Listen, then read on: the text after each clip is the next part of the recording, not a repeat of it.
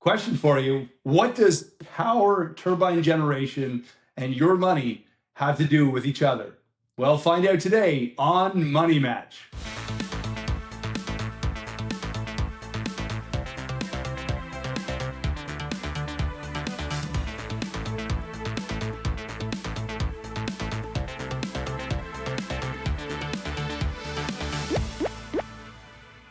Hey, welcome back to Money Match. It's Ian Ardill here, where we're matching up your money with your life goals.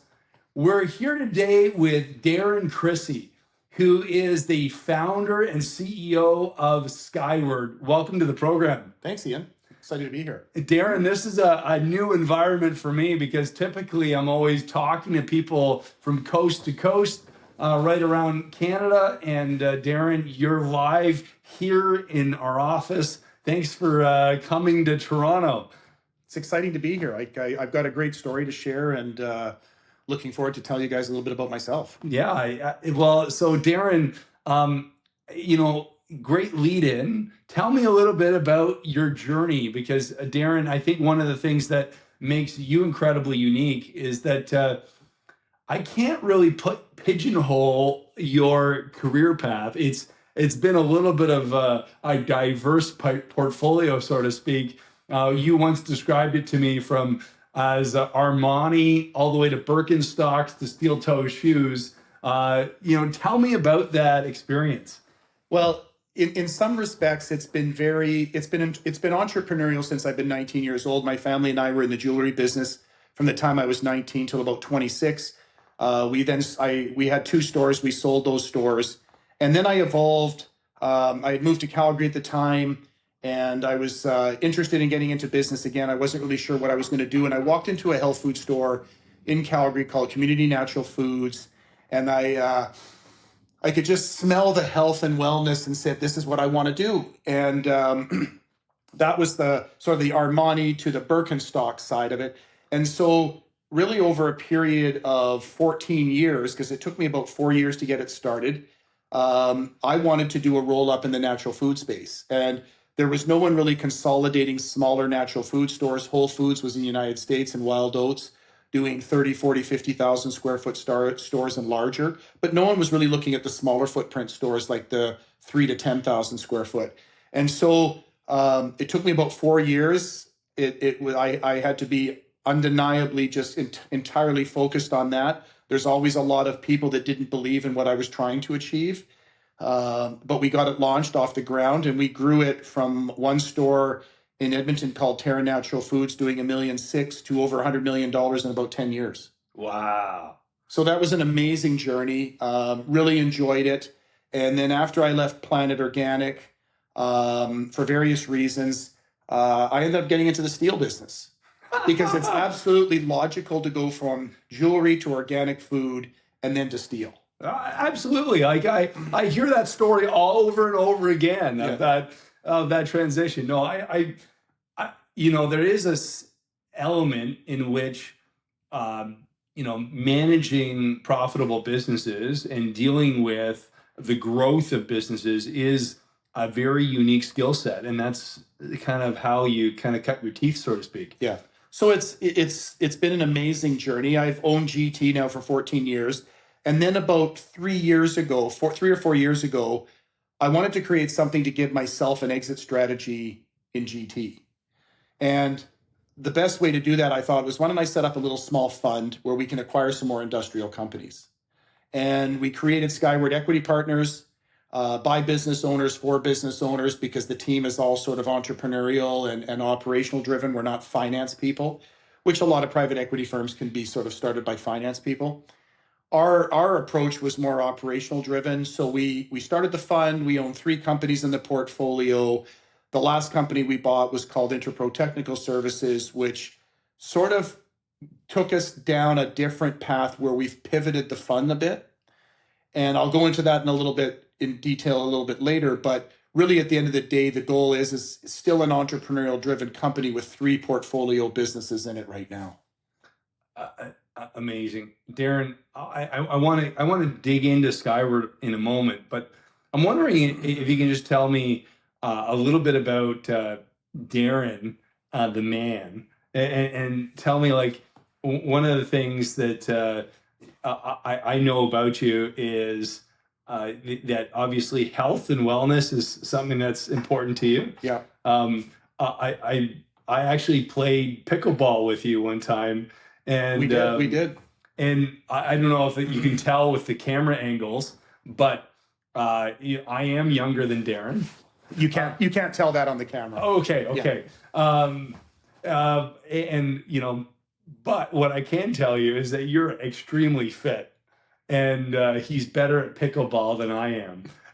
It was a good game. It was a good match. The other thing that I also say, like, you're into boating too. Yeah, boating and training, working out. Okay, tell me a little bit about your boat. So yeah, I do have a boat down in San Jose del Cabo. Very enjoyable place. I think it rains 10 days a year down there. It's sunny all the time. And that boat is for sale, if I can say that. And the reason is because I actually want to put more money into Skyward now, given the path we're taking, so that I am selling that asset. But the other thing that's been a very important part of my life since I was 16 years old is working out. It's a habit that I've never been able to kick. And it's probably a good habit, I guess, is training. It relieves stress. It's been my passion. I'm a member at the Derrick Club in Edmonton, which is a really nice exclusive club where I've met so many amazing people. And they actually just put in pickleball courts in the last 3 or 4 months. So they've got tennis and badminton and pickleball and golf and training and swimming. And so, yeah, I've taken up a little bit more pickleball lately. Gotcha. That's why you beat me. That's why. No, amazing. Let's change the tune and let's get zeroed in on Skyward. Skyward is a unique fund in the sense that it's not, this fund that's managed by an asset manager. This is your livelihood. This is your baby. Yes. And ultimately, you've invited people in on this journey. Tell me a little bit about kind of the genesis of what's currently in the portfolio, and then where we're going to go is we're going to talk about where we're heading. So talk to me about where we've arrived to at this point. So we have 3 companies. LA Metal was the first company we bought, which is a self-framing steel building company. It's a small business in Edmonton. It was sort of our first acquisition in the industrial space. Really, the goal is how do I create an exit strategy for myself by rolling up some more industrial companies that we can package up to get our earnings up over 5 million or 10 million, where we can then package up the company and sell it. The second company we bought was my company, GT Metal. We folded that in. And then the third company we acquired is called Interpro Technical Services, which is in the power generation space, but on the steam turbine side. And it's in what we uncovered, and I'm sure you're going to have some questions around that, is really where we've pivoted the fund to. And that's super exciting on where we're going. I think, one of the things that I always get excited about is, a oh crap lever. And if I can describe it that way, that, what happens if something isn't working correctly? One of the things that I'm always interested in is companies that if things didn't go well, what would be an exit strategy? And Skyward has built into it a little bit of a safety net that up until this point, not to say that we're always going to be in this realm, but up until this point, you've been buying companies at very attractive multiples, in the range of, 4 to 5x. Is that a fair statement? Yeah, 3.7 to 5x max. Yeah. Yeah. And so, if you buy a company at a very attractive multiple, then, in the event that you have difficulty scaling the growth of those companies, one could very easily reverse engineer those acquisitions.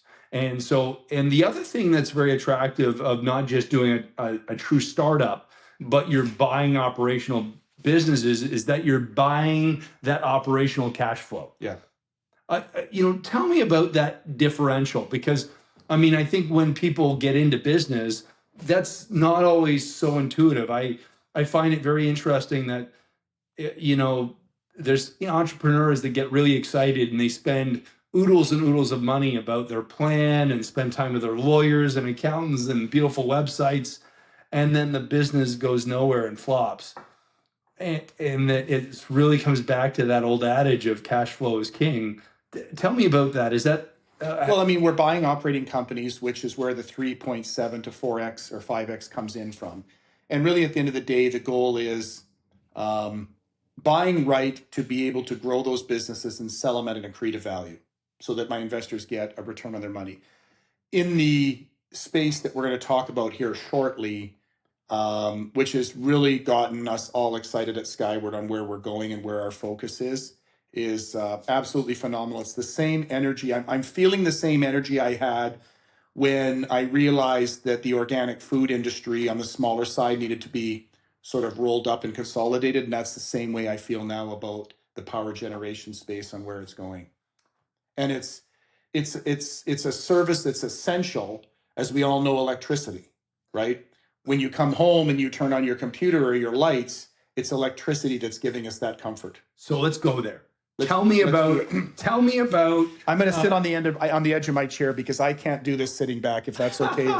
So the thing is, here's what happened. We acquired this company called Interpro that works on steam turbine engines.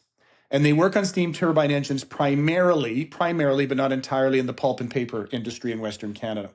What we uncovered after we acquired the company was that they weren't just, these steam turbine engines are powered obviously by steam. There's a boiler, there's a steam path, there's this turbine that turns a gearbox into a generator, and they create electricity to run the facility. But what they also do is they create electricity to power the grid. I'm like, well, that's interesting. So all these different pulp mills are actually not only supplying power to their own facility, but to the grid as well, most of them. Yeah, that's true. And what about in Alberta and other provinces? Well, all of our power is either coming, most of it in Ontario is hydro, then there's steam, then there's nuclear steam, then there's gas, and then there's wind and solar. And that's where our electricity comes from, is one of those many different facets. And what we realized was there's a lot of these smaller independent companies and some larger ones that are doing the repair and maintenance on these turbines, whether they're steam or gas. And what's interesting in Alberta is most of Alberta's energy, or half of Alberta energy, comes from gas turbines because of the natural gas supply in Alberta, right?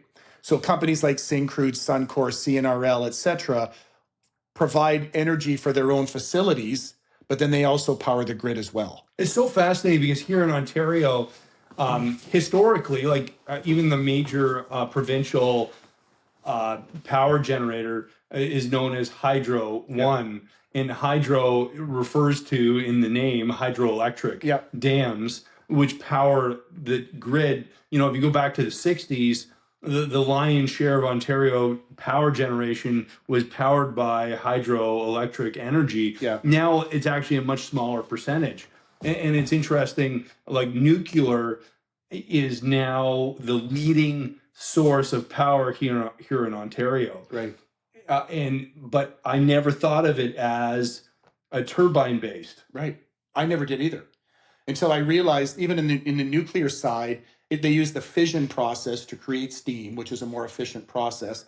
They have massive steam turbines, and they're generating, thousands and tens of thousands of kilowatts of power to power our grid. But those turbines also need to be repaired and maintained. They're no different than a steam turbine that's in a pulp and paper mill. They're just larger.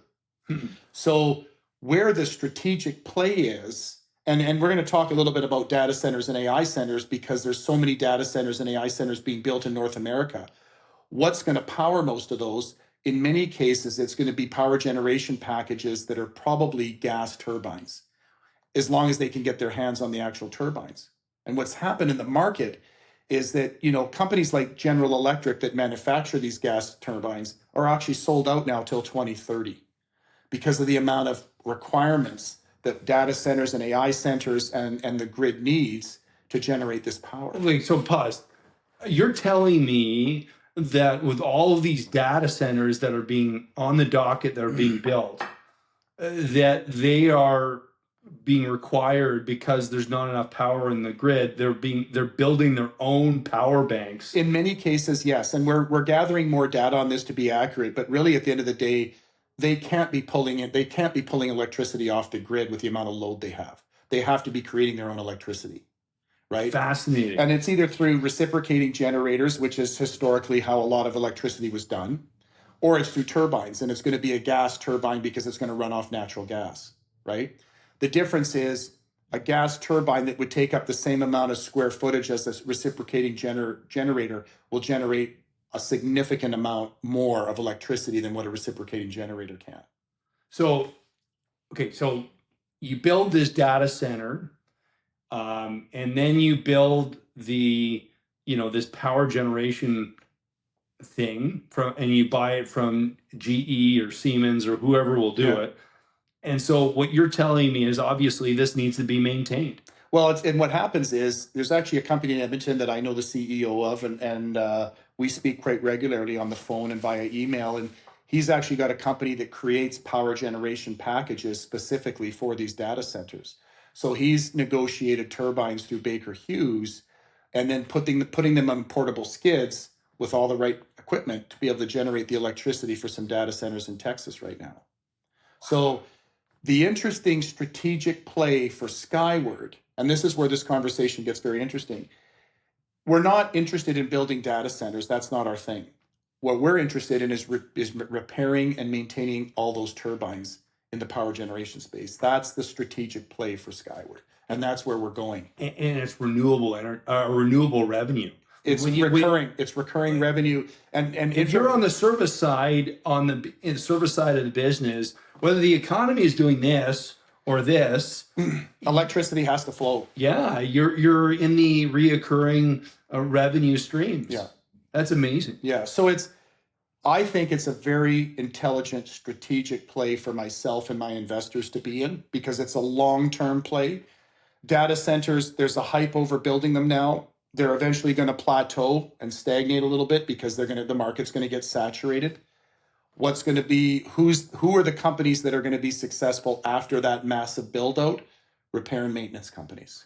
So you currently have one of these assets in our portfolio called Interpro Technical Services. And correct me if I'm wrong, you're actually in the process of closing in on 2 more acquisitions. We've got one under LOI and a second one we're in discussions with, and that's what we're raising capital for now, is to be able to close on those 2 deals. And that'll give us 3 companies in that sector in Western Canada, giving us a larger footprint, more market share, access to more intellectual capital that we can then build off of.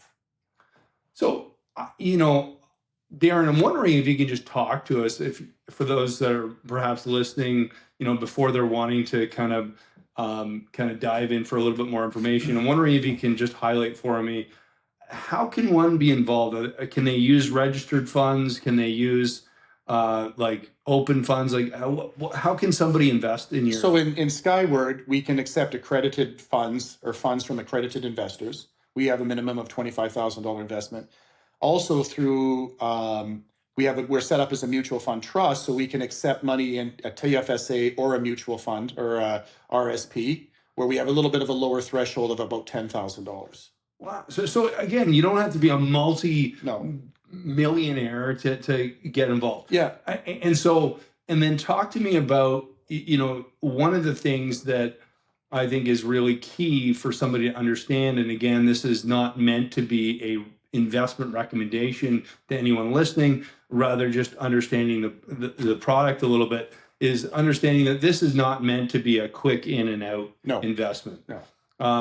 Ultimately, somebody who's getting involved with you should really think about this as a 5-year plus investment. Yeah, absolutely. Okay. I'm so excited about the industry. I'm going to be doing this for the next 10 or 15 years, in my opinion, if not longer, if I can. I have no desire or plans to retire, and plus I'm too young. But at the end of the day, this is a long-term strategic play that I want to be involved with right to the end. But ultimately, clients, like anytime somebody as an investor doesn't have to think, I have to be invested for 20 years. No, of course not. Right. But I think somebody should think of this as a 5 to 10 year play. Yeah. Even if it's somebody to say, what about 7 years? Fine, it's between 5 and 10 years where we will try and create liquidity events for investors. So if someone comes in and says, hey, I really want to participate in this, at the ground level. Within 5 years from now, we're going to try and create some kind of a liquidity event so that investors that want out can get out, and ones that want to stay in for a little bit longer can. And again, past performance is no guarantee of future performance. But when you model these things out, and when you kind of, dream, even on a conservative basis, on a 5 to 7 year or even 10-year time horizon, on an annualized rate of return, what do you think is reasonable, even on a conservative basis, that an investor might hope to achieve? Listen, our targets are north of 20. I always like to say from a range of 15 to 25% is the kind of compounded annual return we'd like to give. What happens in these scenarios is, your costs are a little bit higher in the beginning because you're ramping up. You don't have quite the critical mass. But as we close on these next 2 transactions and then get more in the pipeline, really what's going to happen is our valuation is going to really expand on a much greater level as we get more critical mass. And that's why we want people to hold it for 5 years to 7 years. We don't want them coming in for a year or two, because you're not going to get the return. Right. We're trying to build a scale into it at that point. Darren, I so appreciate your insights and your leadership on this. I might want to just ask you one final question. Why Skyward? Why Darren? Why should a client trust you with their money? I love that question. And here's an honest answer. When I started Planet Organic, it took me 4 years to go from inception to actually acquiring our first store. And I probably knocked on 50 doors, 50 different investors, all different kind of industries, different wealth. And I knew it was going to work because of the position the market was in. And I relentlessly continued until I succeeded. And that is the same energy that I've actually succumbed and brought forward with the passion I have now and what's going on in power generation and the diversity we have. So I'm fully invested. I've got every dollar invested. I'm going to put more money into it when I sell that asset, because I believe in myself and I believe in where we're going with this. And I've got tunnel vision in this industry, and it's a diverse industry, but it's amazing. And I'm going to build this to 100 million, just like I did to Planet and beyond. Darren, thank you. Appreciate you, sir. Thanks, Ian. All right. All the best. Join us next time on Money Match.